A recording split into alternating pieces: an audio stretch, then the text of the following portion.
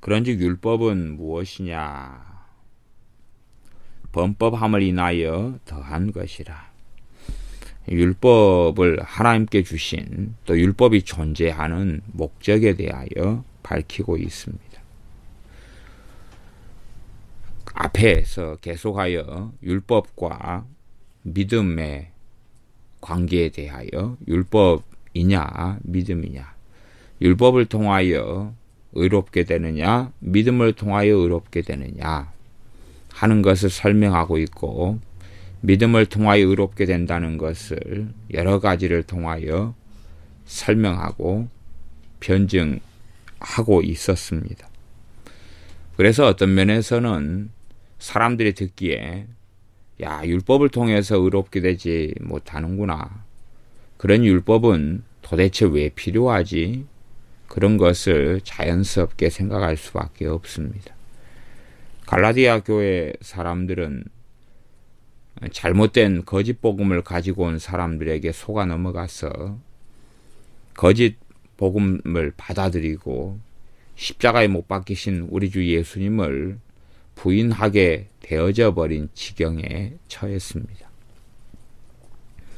그래서 이 갈라디아 교회 사람들은 율법을 통해서 구원받는다, 기본적으로 할례를 받으라 했으니 할례를 받아야 구원받고 나아가서 율법을 지켜야지 구원받는다는 것을 받아들이고 그러한 생각 속에서 들어 살게 되었습니다.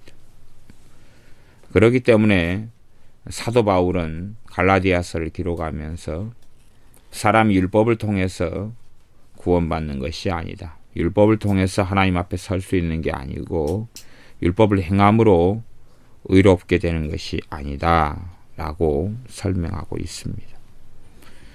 그러면 과연 율법이 무엇이냐? 범법함을 인하여 더한 것이라. 범법함은 죄 때문에 더한 것이라, 그렇게 말합니다. 범법함을 인하여 더한 것이라. 범법함을 인하여, 그 말은 죄를 깨닫게 하려고 그 말이 됩니다. 죄를 깨닫게 하려고, 혹은 죄가 무엇인지 알게 하려고 그 말입니다. 범법함을 인하여. 그래서 이런 부분은 좀 어려우면 번역상의 문제, 해석 이전에 번역상의 문제가 되어지는 부분이 있기 때문에 우리나라에도 그래도 그런대로 잘 번역된 번역 성경들이 많기 때문에 번역 성경들을 통하여 읽어본다면 기본적으로 우리가 깨닫고 알 수 있는 것들이 참 많이 있습니다. 그래서 제가 새번역 성경은 그렇게 되어져 있는 것 있습니다. 율법은 무엇 때문에 주셨습니까? 그것은 약속하신 자손이 오실 때까지 죄를 밝히시려고, 죄를 깨닫게 하려고 덧붙여 주신 것입니다. 그렇게 되어 있습니다. 공동번역 또 율법은 무엇 때문에 있게 되었습니까? 그것은 약속된 그 후손이 오실 때까지 죄가 무엇인지 알게 하려고 덧붙여 주신 것입니다. 번역은 좀 비슷하지요. 죄가 무엇인지 알게 하려고. 율법에 그래서 제1의 목적은 죄를 깨닫게 하려고 주신 것이구나. 단지 이제 범법함을 인하여, 그것을 이 공동번역이나 새번역은 죄를 깨닫게 하려고 그렇게 이제 번역을 했습니다. 그리고 우리 개역성경은 헬라 원문하고 좀 가깝게 그냥 그에 대한 자세한 내용을 실기보다는 범법함을 인하여까지만 이렇게 기록되었습니다. 범법함을 인하여. 그러면 이 다른 새번역이나 공동번역이 번역한 것처럼 범법함을 인하여라는 것 안에는 죄를 깨닫게 하려고, 죄를 알게 하려고 라는 기본적인 의미는 포함하고 있을 것입니다. 그러나 그것만 포함한다 이렇게 말하기는 어렵습니다. 우리가 법률을 우리에게 주었다. 우리가 교회 가까이 이런 도로가 있기 때문에 도로로 이야기한다면 교통법을 생각해 볼 수 있습니다. 교통법이 왜 생겼느냐? 그러면 교통법을 지키지 않으면, 또 교통법이란 게 존재하지 않으면 큰 사고와 큰 문제들이 벌어지기 때문에 그렇습니다.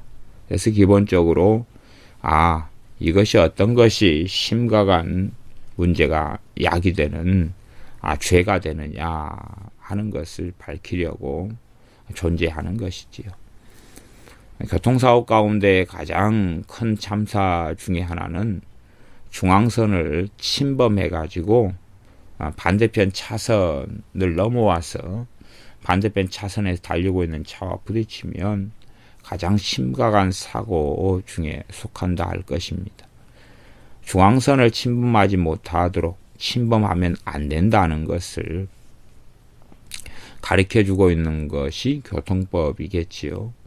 그리고 중앙선을 침범하면 그 중앙선을 침범한 차량 그리고 그 운전자는 그런 큰 범법을 하게 된 것이다 라고 밝히고 있는 것입니다.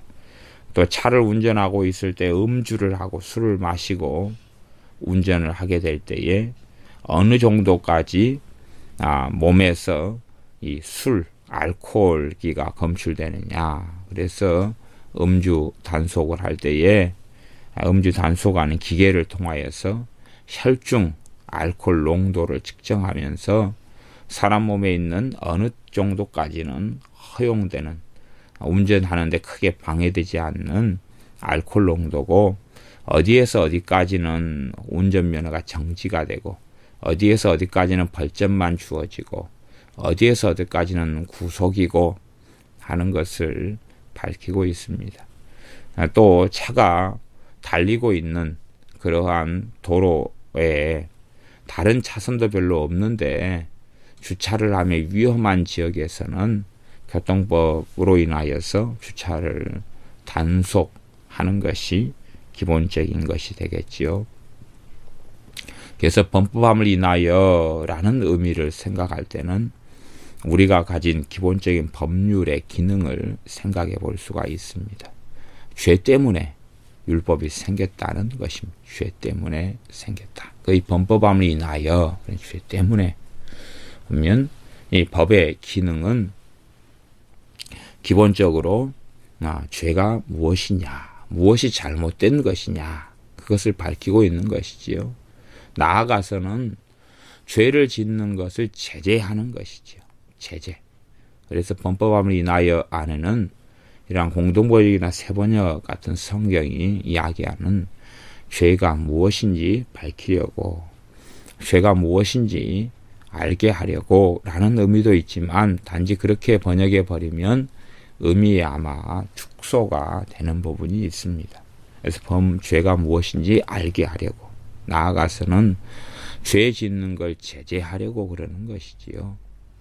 그러지 단지 그냥 중앙선을 교통법으로 침범하면 안 된다 하는 것이 중앙선 침범하는 게 죄구나, 그걸 알게 하는 데서 멈추는 건 아니고, 중앙선을 침범하면 이러이러한 대가를, 이러한 법에 의한 심판과 판결을 받아야 된다라고 기록됨을 통하여서 그렇게 안 하도록 하는 것입니다.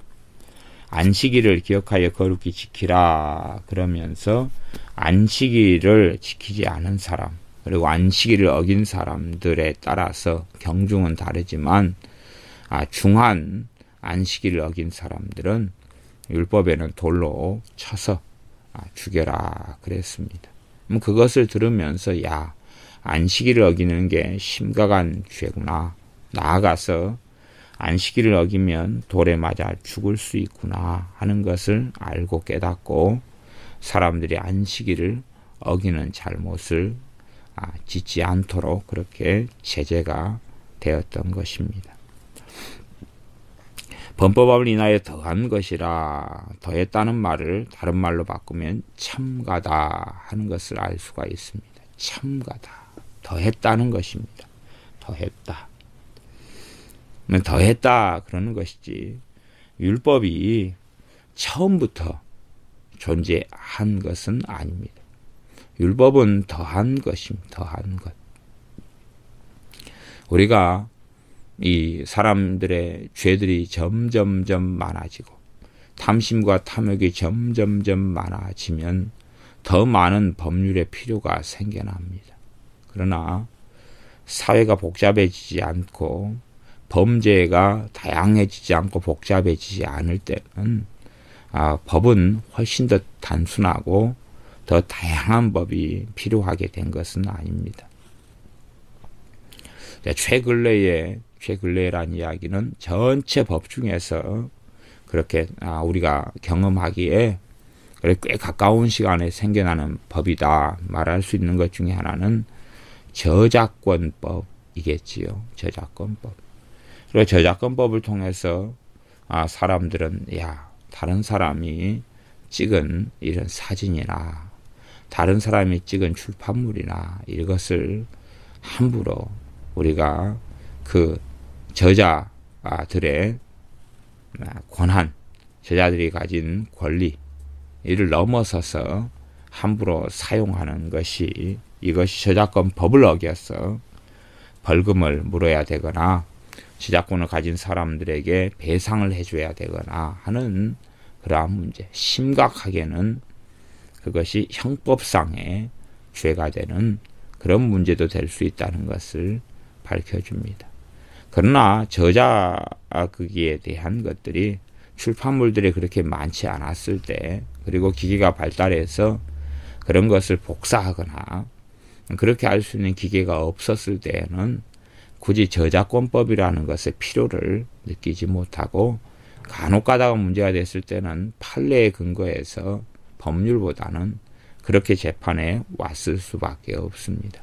그러나 저작하는 이러한 것들이 많아지면서는 범법, 저작한 사람들의 권리를 침해하는 그러한 범법 행위가 많이 일어나기 때문에 저작권법의 필요성이 대두가 될 수밖에 없었습니다. 그래서 그 전에 아브라함 같이 개인 또 가족, 씨족 이렇게 몇 명이 안 살 때는 율법 안에는 국가법이나 사회법이 있는데 굳이 국가법과 사회법의 제재를 받을 필요는 없었지요. 그래서 배상법으로 내가 누구 것을 도둑질하거나 잘못 관리해서 무슨 일이 벌어지면 그것을 어떻게 배상해라. 몇 배로 때로는 배상해라. 도둑질하다가 걸리면 몇 배로 배상해라. 그런 율법의 필요성 굳이 없었습니다. 그런 사회법, 그런 국가법의 필요성은 없었어요. 이스라엘이 국가를 형성하기 전에는 아주 많은 숫자, 거의 출애굽할 때의 숫자가 200만 명 이렇게 가까이 되는 숫자인데 그런 숫자가 되기 전에는 그렇게 세밀한 법의 필요가 없었다 그런 말이에요. 제사 제도에 대해서 제사는 아담 때부터도 있어 왔는데 노아 할아버지 때도 제사를 지내왔고 그런데 구체적으로 이제 제사들을 나누어 가지고 번제, 속죄제, 속건제, 화목제, 소제 이러한 제사들로 구체적으로 나누어야 될 필요성은 별로 없었다는 것입니다. 또 절기들을 만들어 가지고 남자들은 하나님의 성전에 1년에 3차례 정도는 가서 하나님을 배워야 된다 그렇게 말했는데 성전을 지을 필요가 굳이 없었던 그러한 아브라함 때라면 단지 그냥 가족 얼마만 그렇게 함께 이동하면서 하나님을 섬겼던 그런 시대인데 성전을 짓지도 않는 시대인데 또 성막을 마련하지도 않는 시대인데 그런 사람들에게 절기가 뭐가 필요하겠느냐 하는 것입니다. 그래서 그럴 때는 율법의 필요성이 별로 없었다는 것입니다. 그런데 이제 율법의 필요성이 더해지는 것은 사회가 발달하고 사람들이 국가를 형성할 정도로 많아지고 그리고 죄가 다양해지니까 율법은 더해질 수밖에 없었다는 것입니다. 그러면 여기서 더했다 그렇게 이야기하는 것은 앞에 게 있는 거죠. 앞에 게 있는 것에 첨가되었다는 것을 알 수가 있습니다. 히브리서 11장만 해도 아벨같이 율법 이전의 사람도 믿음으로 살았다 하는 것을 보고 에녹 같은 선지자도 믿음으로 살았다 하는 것을 봅니다. 그러니 그 이전에 율법이 없었을 때의 사람들이 얼마나 하나님을 잘 섬긴 사람들이 있었는가 하는 것을 확인해 볼 수 있습니다. 욥기 같은 경우도 욥과 욥의 세 친구 또한 나아가 욥의 세 친구 이후에 엘리후라는 사람의 대화들을 통하여 율법이 없었던 시대, 일반적으로 추정하기는 아브라함의 때라 그렇게 말할 수 있다 이렇게 보여지는 시대인데 얼마나 말씀이 풍성했는지를 알 수가 있습니다. 아브라함의 세 친구가 하는 욥의 세 친구가 욥에 대해서 하는 말이 옳은 말이 아니었음에도 불구하고 그들은 정말로 하나님의 뜻, 나중에 율법이 온 다음에 보면 율법하고 거의 대동소이한 그러한 말을 욥에 대해서 한 것을 볼 수 있습니다. 그래서 율법이 먼저 온 것이 아니라 나중에 추가로 첨가로 되었다는 것입니다. 우리가 어떤 이 법을 만들 때 되면 추가로 첨가로 만들게 되면 그 앞에 만들어진 법이 있다면 그 법과 충돌해서는 안 되는 것입니다. 그 법과 충돌을 하려면 충돌이 되고 나중에 만들어진 법이 더 옳은 법이고 충돌된다면 그 앞의 법은 폐해져야 되는 것이 맞습니다. 그렇게 돼야지만이 나중에 법이 이제 재구시를 할 수 있죠. 그러나 앞의 법이 폐해지지 않은 상태라면 뒤의 법은 앞에 있는 법하고 부딪히거나 정상반되는 이야기를 하면 안 됩니다. 그런 관점에서 율법에 대하여 설명하고 있습니다. 율법은 범법함을 인하여 죄 때문에 죄를 깨닫게 하려고 또한 죄를 짓는 것을 방지하게 하려고 죄로 인하여 사회가 만연돼 버리지 않게 하려고. 우리는 창세기 6장의 사건을 통하여 노아의 시대 혹은 그 이전까지의 시대 속에서 사람들이 죄가 세상에 관영하고 차고 넘치게 되는 것을 봅니다. 성의 역사도 참으로 놀랍게 역사했는데 그럼에도 불구하고 사람들은 죄가 너무나 관영해졌는데 왜냐하면 그들에게는 율법이 없었고 구체적으로 죄를 알게 하는 그러한 법이 없었기 때문에 그렇습니다. 사실은 법이라는 게 없으면 사람의 양심은 제대로 된 기능을 하기가 어렵습니다. 법이라는 게 있다 해서 양심이 제대로 된 기능을 하는 건 아닙니다. 근데 이 법을 통해서 또한 기본적인 윤리를 통해서 사람들이 가져야 될 기본이 무엇이냐 하는 것을 알게 되어지면 그것을 받아들이게 되어지면 양심의 기본적인 기능은 할 수 있게 되어집니다. 십계명이다 그러면 도둑질을 하지 말아라 그러면 도둑질이 잘못된 것이구나 하는 것을 어릴 때부터 교육이 되어지고 가르쳐진다면 도둑질이 잘못된 일이고 범죄라는 것을 깨닫게 되고 그것이 그 사람의 본성 속에 들어와서 도둑질하지 않는 삶을 도와줄 수 있을 것입니다. 천사들로 말미암아 19절 하반절에 중보의 손을 빌어 베푸신 것이다. 율법은 어떻게 왔느냐 그러면 천사들을 말미암아 천사들을 통해서 천사 한 명만이 아니라 여러 명이 관여가 되었구나 지금. 그리고 중보의 손을 빌어서 베풀어 주셨다. 중보의 손을 빌었다. 그 말은 중보의 손을 거쳤다. 그런 말이죠. 중보의 손을 거쳤다. 우리가 아는 중보의 손은 모세라는 것을 알 수가 있습니다. 그러면 하나님께서 율법도 주신 것입니다. 율법을 주신 분은 당연히 하나님이시죠. 하나님이신데 지금 우리가 다 이해하고 다 알기가 좀 어려운 말씀이 여기에 나오는데 그것은 천사들로 말미암아 천사들을 통해서 그런 이야기, 그 다음에 중보의 손을 거쳐서 주신 이야기. 그때에 그것 때문에 그렇게 율법이 주어졌다. 그러면 이제 우리가 20절을 보면 그에 대해서 왜 율법은 천사들을 통해서고 중보의 손인 모세를 거쳐서 주어졌느냐 하는 것에 대해서 얼마간은 알 수 있게 해주는 구절이 20절에 있는데 20절은 그렇게 이야기합니다. 중보는 한 편만 위한 자가 아니나 오직 하나님은 하나이시니라. 이런 부분도 우리가 잘 이해가 어려우면 기본적으로 번역 성경들을 함께 이렇게 보면 이해가 어느 정도 쉬워집니다. 제가 그래서 이해를 돕기 위하여 공동번역에 있는 번역을 읽어보면 그러나 하나님의 약속은 중재자를 내세우지 않고 하나님 한 분의 생각으로 하신 것입니다.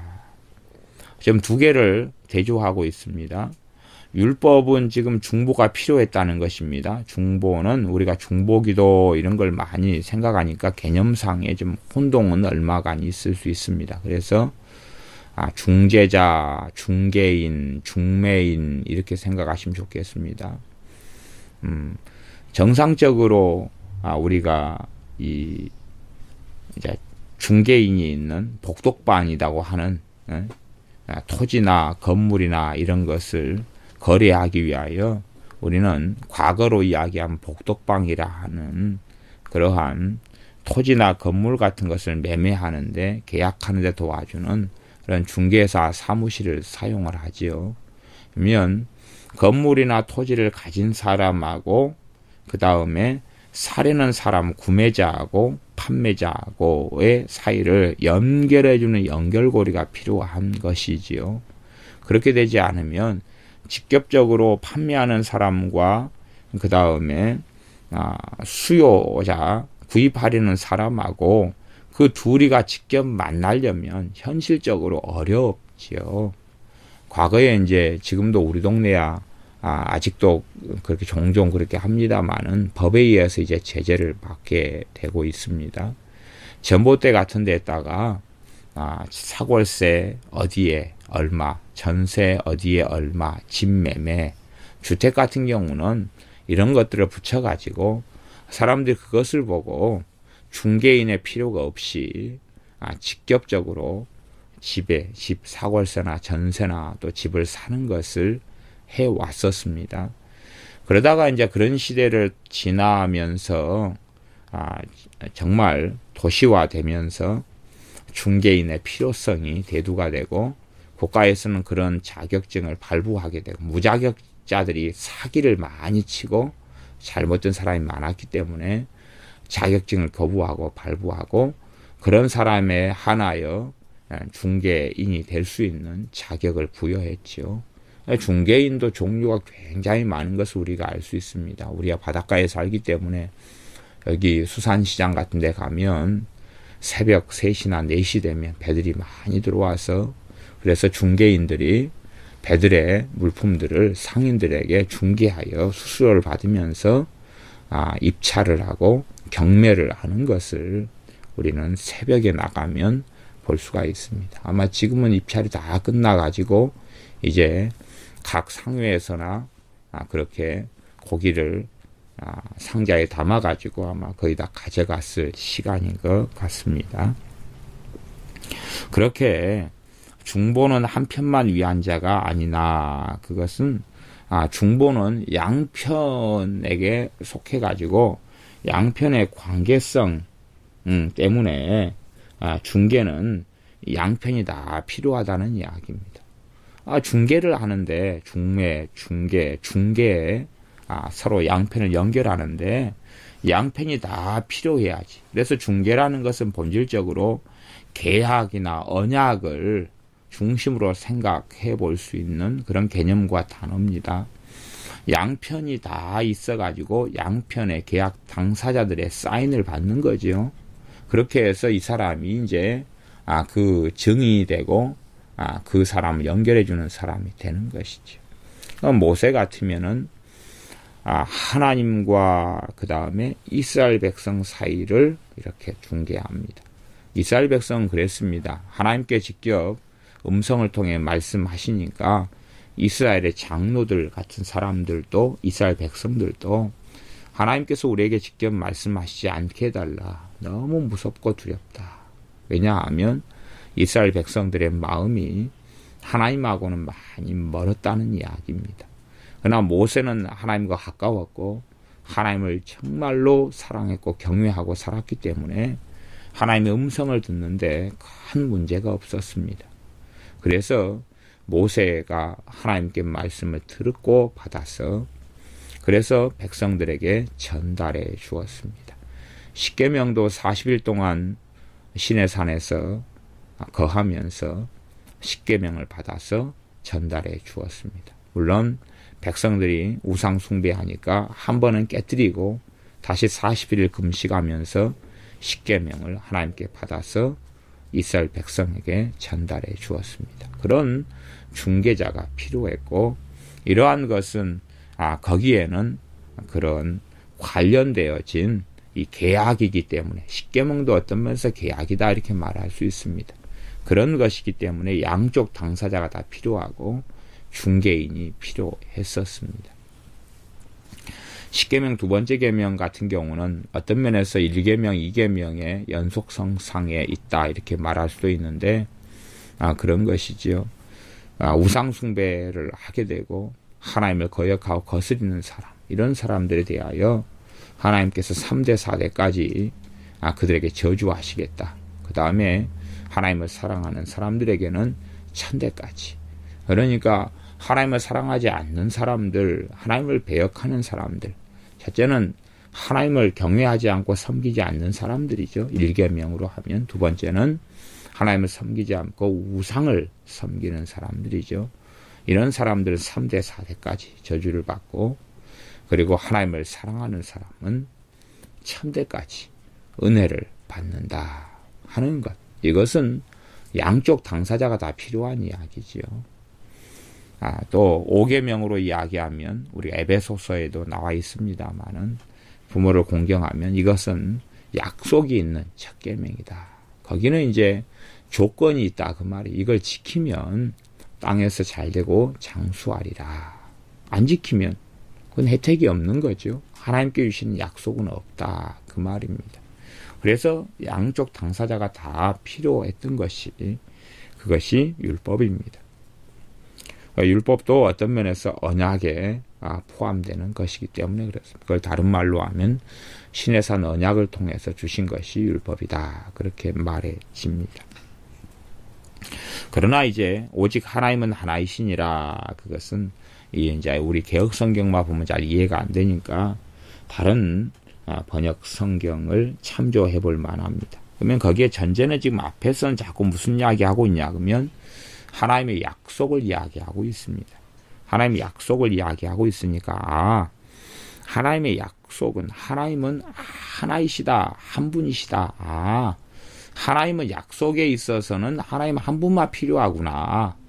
하나님의 약속은 이게 일방적이기 때문에 이건 은혜 아래 속해 있는 거기 때문에 하나님의 약속을 하실 때는 단지 이스라엘 백성만이 필요하고 둘이 언약을 맺어야 되는 상황이 아니구나.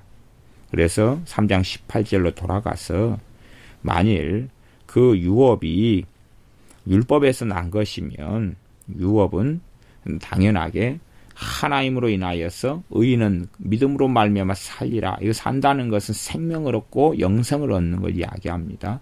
그러면 천국을 소유하게 되는 것을 포함하지요. 그러니 그런 유업이 율법에서 난 것이면 약속에서 난 것이 아니다. 그러나 하나님의 약속으로 말미암아 아브라함에게 은혜로 주신 것이라. 하나님이 약속을 했다는 것이죠. 부모가 자식한테 야 이번에 곧 너 생일이 되면 그러면 자전거를 사주마. 롤러브레이크를 사주마. 그것은 약속이잖아요. 그렇죠? 자식이 무슨 일을 했기 때문이 아니라 자식이 어떤 것을 이렇게 지키면 이렇게 지키지 않으면 그럼 율법의 중심은 신명기 28장이나 이런 데 보면 길게 신명기에는 나와 있습니다. 어떤 면에 신명기의 핵심이라고 말할 수 있어요. 이 율법을 순종하면 이러이러한 복을 받고 율법을 불순종하면 이러이러한 저주를 받는다. 물론 순종해서 받는 복보다 불순종해서 받는 저주가 2배가량이 많게 나와 있습니다. 그게 율법의 중심이고 핵심 중에 하나입니다. 율법을 순종하면 이렇게 되고 순종하지 않고 불순종하면 저주를 받는다. 그게 중심에 속해 있습니다. 약속은 그것이 아니라 하나님께서 열어놓으신 은혜의 길입니다. 약속은 은혜의 길이에요. 그 약속은 뭐냐 하면 믿음으로 의롭다 하심을 받는다는 것입니다. 아브라함을 통하여 그런즉 믿음으로 말미암는 자들은 아브라함이 아들인 줄 알지어다. 이게 3장 7절이고 3장 6절은 아브라함이 하나님을 믿음에 이것을 그에게 의로 정하셨다 함과 같으니라. 그래서 이 하나님의 약속은 계속 유효한 것이지요. 그러지요. 유효한 것이. 유효한 것. 지금 율법이 왔으니까 율법은 지금 첨부됐다 그랬어요. 더하여 왔다 그랬어요. 율법이 왔으니까 믿음으로 의롭다 하심을 받는 하나님의 약속이 폐해진 게 아니란 이야기입니다. 그게 무효가 된 게 아니에요. 그게 무효된 게 아니고 없어진 것이 아니다. 그 말입니다. 무효가 된 게 아니에요. 21절에 보면 그러면 율법이 하나님의 약속들을 거스리느냐. 이 약속들이 아니고 한 약속을 이야기하는 그런 단어가 됩니다. 율법이 하나님의 약속. 어떤 약속입니까? 이방이 믿음으로 말미암아 의롭다함을 받으리라. 그렇게 말씀하는 이방이 너로 인하여 복을 받으리라. 창세기로 이야기하면 믿음으로 의롭게 되는 것. 그가 하나님을 믿었더니 이것이 하나님께 의로 여겨졌다. 그렇게 하는 말씀이지요. 그렇게 믿음으로 의롭다 하심을 받는 그 약속을 율법하고 약속하고 부딪히고 충돌하느냐, 그게 거스리느냐, 부딪히고 충돌하느냐, 결코 그렇지 않다. 충돌하지 않다는 이야기입니다. 그래서 이 약속은 그대로 서 있고요. 약속은 그대로 서 있습니다. 믿음을 통하여 의롭다 하심을 받는 약속은 그대로 서 있어요. 그리고 아브라함은 그걸 누렸어요. 그리고 아브라함처럼 믿음을 통하여 의롭다 하심을 받는 사람들은 그런 사람들은 아브라함의 자손이 된다고 이야기합니다. 7절에 믿음으로 말미암는 자들은 아브라함의 아들인 줄 알지어다. 아브라함의 자손이 된다고 이야기하는 것입니다. 29절도요. 반복합니다. 이게 사람들은요. 자꾸만 요즘에 극단적으로 이스라엘에 이렇게 빠지는 사람들은 혈통적인 아브라함의 자손을 중요시 여기는 경향이 있습니다. 근데 신약 성경으로 정확히 그걸 봐야 돼요. 지금 반복해서 이야기하고 있는 것이고 우리 주 예수님께서도 유대인들에게 너희가 아브라함의 자손이냐? 아브라함 자손 너희는 아니다. 너희가 아브라함의 자손인데 나를 죽이려 하느냐? 아브라함의 자손이 아니라 너희는 너희 아비 마귀에게서 배워서 너희는 마귀 자식이다. 혈통적인 아브라함의 자손인 것을 주님은 부인하신 적들도 여러 번 있으세요. 갈라디아서 3장 29절에는 너희가 그리스도께 속한 자면 곧 아브라함의 자손이고 약속대로 유업으로 이을 자니라. 아브라함의 자손이다는 것. 어떤 부분에서요? 믿음의 조상을 따라 믿음으로 난 사람이 된다는 것입니다. 예수님을 믿는 사람이면 예수 그리스도를 믿는 사람이면 그래 믿는 사람이면 누구에게 속하게 되죠? 예수님께 속하게 되고 그러면 아브라함의 자손이다. 그런 것입니다. 그 앞에 말씀은 28절은요. 너희는 유대인이나 헬라인이나 종이나 자주자는 자유인입니다. 자유인이나 남자나 여자 없이 다 그리스도 예수님 안에서 하나다. 예수님 안에서 하나다. 그 말은 차별이 없다. 이방인이나 유대인이나 차별이 없다. 이건 놀라운 복음입니다. 사실은 이 복음을 전했기 때문에 율법을 그대로 지키면서 예수님도 믿어야 구원받는다는 사람들은 사도 바울을 가만두려고 하지 않았습니다. 이러한 복음을 전하니 모세를 부인하는 거다. 율법을 부인하는 거다. 율법을 부정하는 거다. 그러니 이 아주 정말로 나쁜 사람은 이 바울이다. 바울을 가만두지 말자. 그렇게 했던 사건을 우리는 사도행전 21장의 사건을 통해서 전에 제가 이야기했고, 예루살렘 교회 안에서도 수만 명이 사도 바울에 대한 이빨을 뜩뜩뜩 갈고 있었는데, 그들은 예수님도 믿고 율법도 굉장히 중시했기 때문에 그렇습니다. 그래서 율법의 본질이 뭔지를 모르기 때문에 사도 바울은 갈라디아서를 통하여 율법의 본질을 짧게나마 설명하고 있습니다. 율법이 왜 하나님께로부터 주어졌느냐 그러면서 율법은 하나님께로 주어진 이유가 범법함을 인하여 주어진 것이다 라는 가장 근원적인 설명을 하고 있습니다. 그것도 모든 것이 다 필요 없고 소용이 없게 되고 율법만 존재한다 그게 아니다. 율법을 더한 것이다. 첨가된 것이다. 그러니까 그 앞에 있는 건 그대로 살아있는 거지. 모세 5경, 모세가 창세기, 출애굽기, 레위기, 민수기, 신명기 5경을 기록했다. 그렇게 일반적으로 우리가 믿고 있습니다. 그리고 성경은 또한 그렇게 기록되어져 있기도 합니다. 그러면 창세기는 율법하고 상관이 없는 거예요. 창세기 율법하고 상관이 없어요. 주로 요셉 정도까지 나와 있는 게 창세기죠. 그때까지는 율법이 없었던 시대라 그 말이에요. 그러나 율법이 없었는데 하나님의 말씀은 없었냐? 하나님의 말씀이 있었어요. 율법이라고 규정되지는 않지만 그대로 율법보다는 좀 더 구체적이진 않지만 하나님을 경외하는 것, 죄를 짓지 않는 것에 대한 기본적인 하나님의 말씀들을 가지고 있었고, 그 다음에 욥기 같은 경우에 보면 정말 풍성한 하나님의 말씀이 있었다는 걸 알 수가 있어요. 나아가서는 율법하고 별로 아무 상관이 없는 모세 시대 때 이방 사람 선지자 발람 선지자가 존재하고 있었다 하는 것을 보면, 이 발람 선지자가 하나님의 말씀을 가지고 하나님을 만났으니까 발람 선지자라는 독특한 사람을 통하여 믿음의 세계, 하나님의 말씀의 세계를 어느 정도는 우리가 들여다볼 수 있기도 합니다.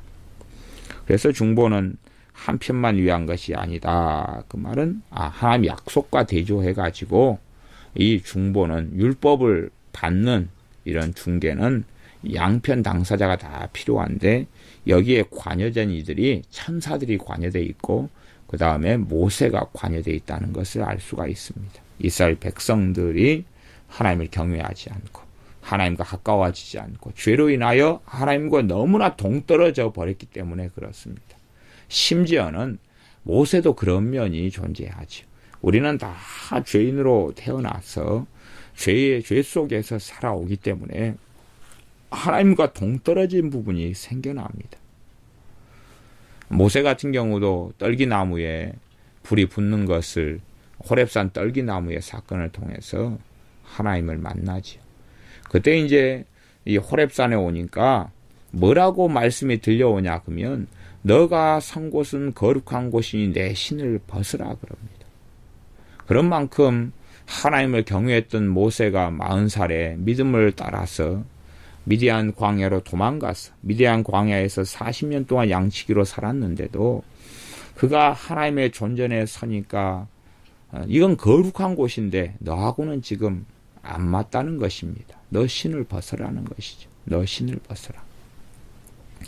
단지 육체적인 신발을 벗는다고 되는 것이겠습니까?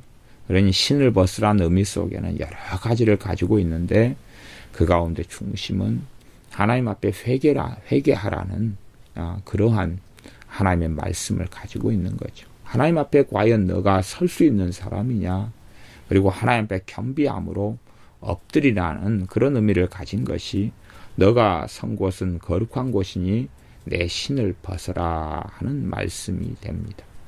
그래서 호렙산에 불꽃 가운데 있는 떨기나무 이런 것에 관련된 이들이 천사들이다 하는 것을 생각해 볼 수 있습니다.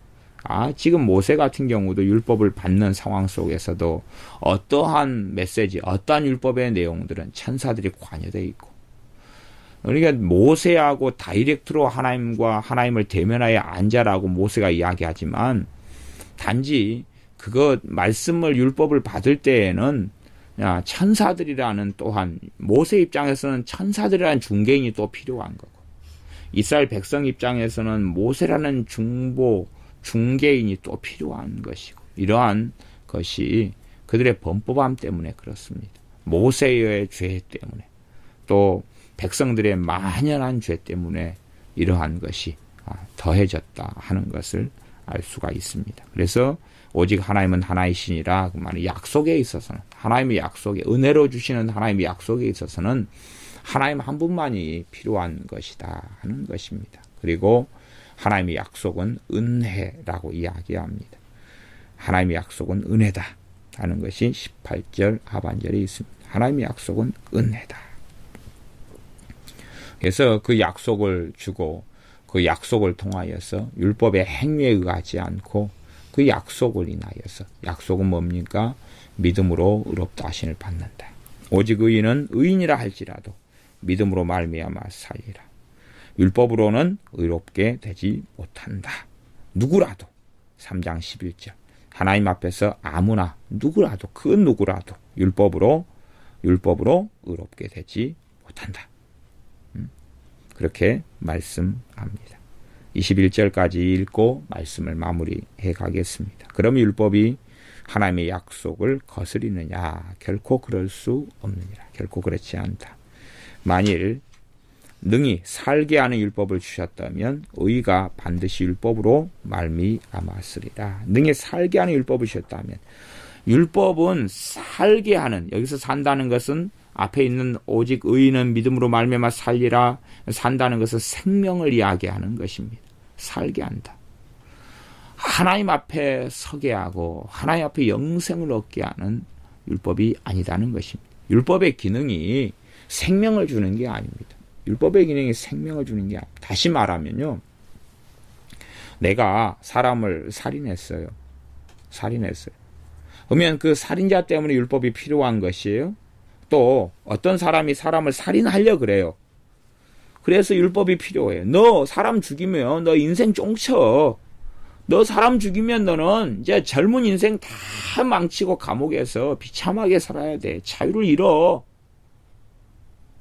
너 사람 폭력하고 때리면 너 배상해야 되고 심각한 인생에 있어서 문제가 돼. 그걸 가리키는 거죠. 왜 자녀에게 이 율법을 가리키는 건 너무나 중요하다 그랬습니다. 자녀에게 율법을 가리키기 위해서는 초달이라는 것이 반드시 필요합니다. 사람은 그런 존재입니다.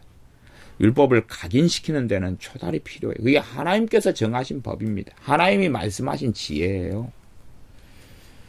율법을 통해서. 그러나 율법 자체가, 내가 사람을 살인했어요. 율법을 받았어요. 사람을 살인한 것은 죄다. 그리고 피는 피로 갚아라.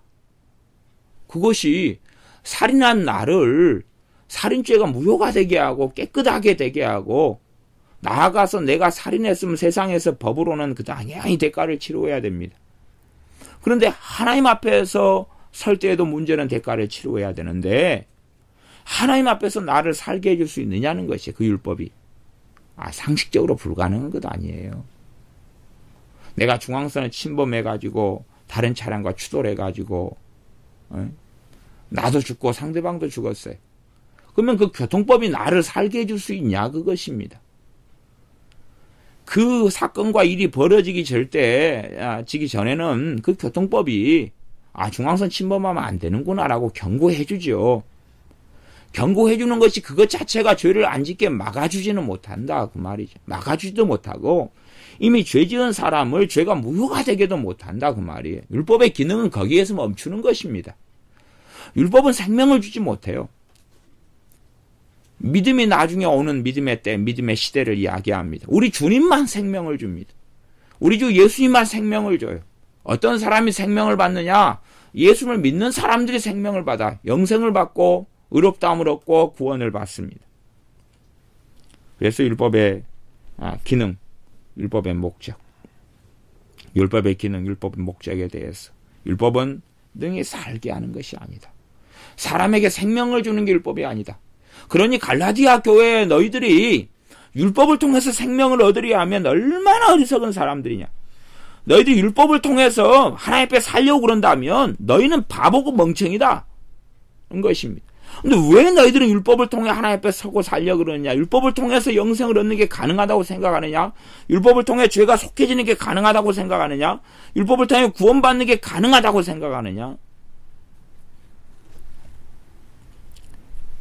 율법 안에는 제사법이 있지만 제사법도 실제로 그때 짓는 죄들에 대하여 어떻게 속해야 될지, 어떻게 속건제, 속죄제를 통해 화목제를 통해 어떻게 죄를 용서받는지 그런 것을 이야기합니다. 그러나 근원적인 죄인을 깨끗하게 만들고 의롭게 만들지는 못하는 것입니다. 나아가서 율법에는 뭡니까?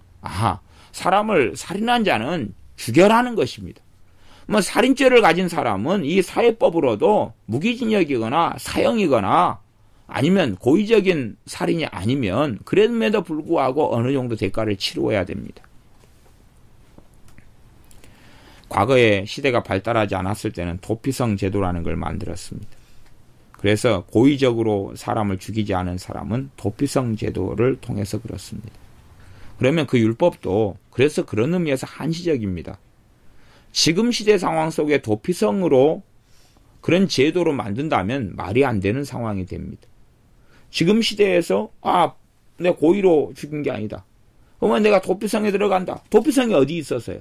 도피성 없잖아요. 도피성 없잖아요.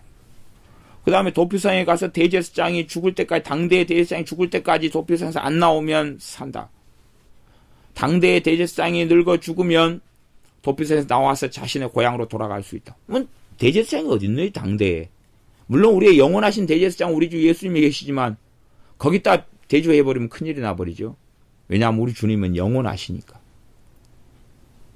그래서 그 당시의 시대를 거쳐나가는 상황 속에서 어떤 면에서 많은 율법들은 임시적이다는 걸 알 수가 있어요. 임시적이다는 걸. 도피성을 주시는 것을 통해서 그 깊은 영적인 원리와 의미는 우리에게 도움이 됩니다. 지금도. 그러나 도피성 제도 같은 건 다 임시적인 제도예요. 안 그러면 그걸 지금도 우리가 지켜야 된단 말입니까? 도피성을 만들어내고? 아니, 도피성을 만들어라는 명령은 이미 끝나버렸어요. 끝나버렸어요. 요단강 동편에 3군데, 서편에 3군데, 그리고 다 멸망했고 망해버렸어요. 그 다음에 이방 사람들에게도 과거 요단강 동편, 서편에 있는 도피성이 해당된다면 이건 어떻게 되겠어? 국경을 어떻게 넘어가요 도대체? 비행기를 타고 어떻게 도망가요? 그러니까 율법이라는 걸 자세히 전체적인 걸 살펴보면 어떤 율법은 이게 임시적인 게 당연하구나.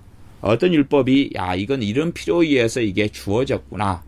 이게 국가법, 사회법으로 이런 것을 통하여 배상법이 정해져서 눈으로 이는 이로 갚아야 된다. 이게 딱 내가 당한 것만큼만 법적으로 처리해가지고 내가 눈이 한쪽으로 맞아서 실명됐으면 그것만큼만 내가 손이 상대방의 잘못으로 손이 다쳤으면 딱 그 정도만큼만 배상받고 배상하도록 하고 그 정도만큼만 상대에게 책임을 물을 수 있다는 것이 눈은 눈으로 이는 이로 그 말이에요.